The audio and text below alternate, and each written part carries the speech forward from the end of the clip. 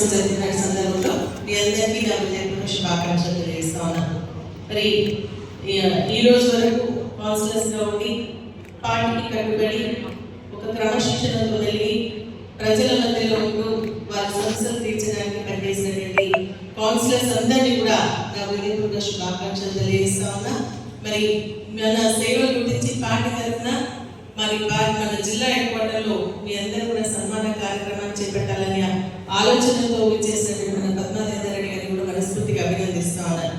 Party తప్పకుండా మీ అందరికీ అండగా ఉంటుంది అని చెప్పేసి మళ్ళీ మీరు ఉన్నతమైనటువంటి స్థానాలకి రావాలనే లక్ష్యంతో మళ్ళీ మీ బాధ్యతను గుర్తు చేస్తూ ఈ రోజు మీరు అందించినటువంటి సేవలకు గుర్తింపుగా ఈ రోజు ఇక్కడ సన్మానం జరుగుతారు. ఇప్పుడు పద్మా గారు చెప్పినట్టుగా మరి ఈ రోజుతో మీ పని అయిపోయింది. ఇప్పుడు వచ్చినప్పుడు కూడా మా కౌన్సిలర్స్కి కారణం చెప్పడం జరిగింది.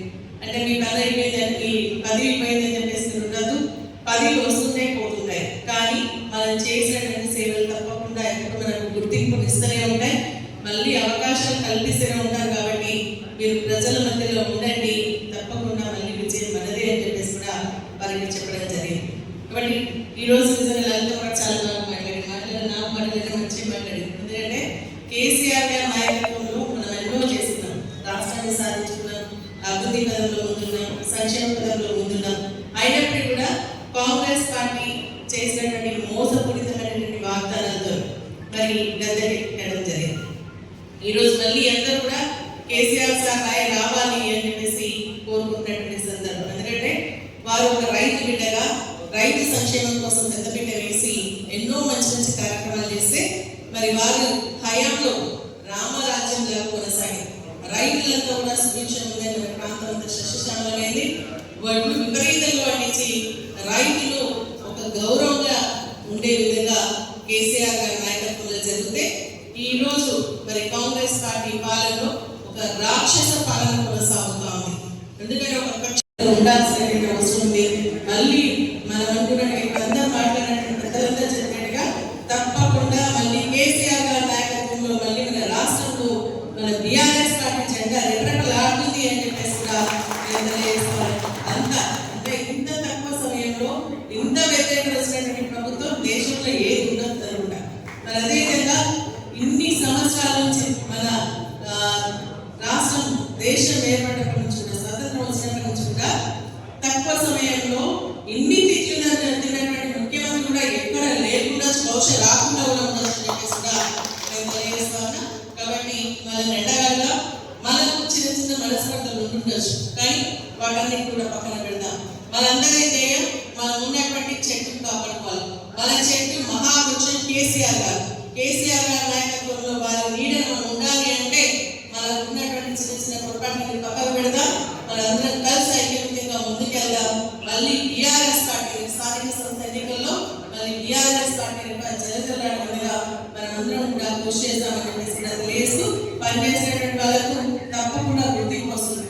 ఈరోజు మళ్ళీ రిజర్వేషన్స్ అనుకూలించి మీరంతా మళ్ళీ రావాలని చెప్పేసి మనస్ఫూర్తిగా కోరుకుంటున్నాం.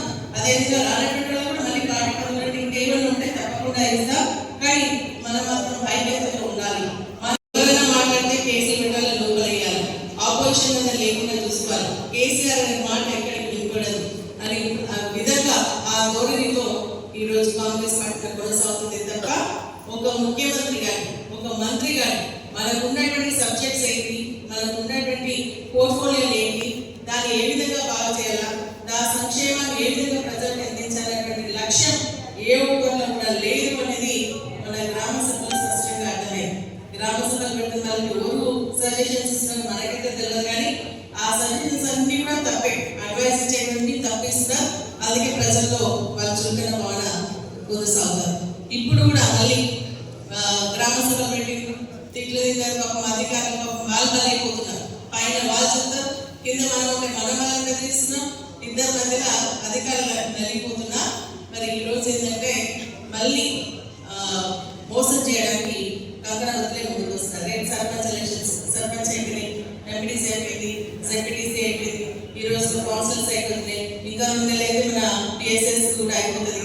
సో వీటన్నింటినీ దృష్టిలో పెట్టుకొని మళ్ళీ అధికారంలోకి రావాలంటే మళ్ళీ అరిచేతితో స్వర్గం చూపించాలి. ఆ చూపించాలంటే మళ్ళీ యొక్క దరఖాస్తుల స్వీకరణ, మళ్ళీ గ్రామ సభలు, మళ్ళీ ఇప్పుడు ఏమంటారు, ఈ రోజు ఒక్క గ్రామాన్ని ఎంపిక చేసి ఆ గ్రామంలో అందరికీ అందిస్తామని చెప్తున్నారు. మార్చ్ వరకు అన్ని కంప్లీట్ చేస్తామంటున్నారు.